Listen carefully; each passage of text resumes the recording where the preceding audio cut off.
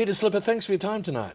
It's very good of you to invite me in, and good evening. You've really taken to this job as Speaker of the House, haven't I you? do enjoy it. It's a great challenge and I'm enjoying it. You're making a great fist of it. Thank you. I hope I'm running into a bit of form. Just excuse me. That boy, no running near the pool. No running near the pool. Peter Slipper, you've came to the Speaker's job from a rather circuitous route. No, Brian, just in the normal way. You are appointed to this job by the government. To whom you are opposed.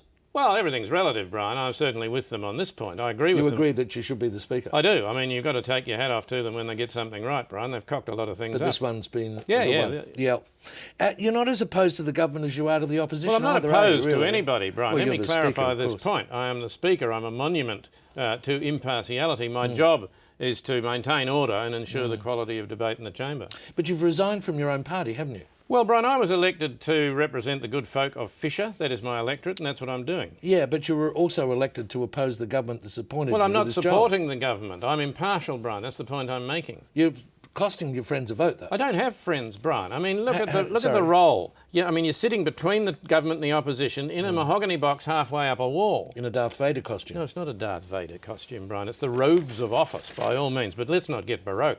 Your enemies have actually been quite nice to you, haven't they? Do you mean the government I was elected to oppose? Yeah.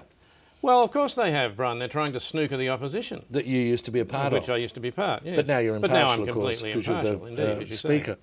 Why do you enjoy the job so much? I mean, is it just the Darth Vader cosy, or...? Yeah, two questions there, Brian. Let's confine ourselves to the first one.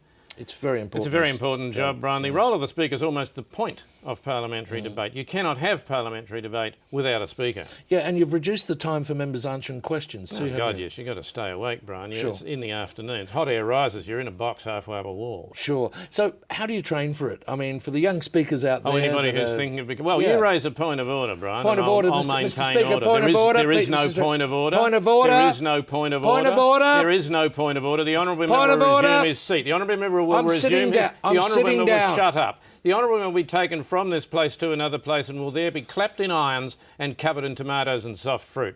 Thanks for your time, Peter Slipper. Ring the bells. Just excuse me, Brian. Who's that? This is Mrs. Vader. Oh. Sorry? No, there is no point of order. No, there was a point of order. There wasn't a point of order. There wasn't a point of order. There was a point of order. Talk to Brian. Division required. Hello? Ring the bloody bells.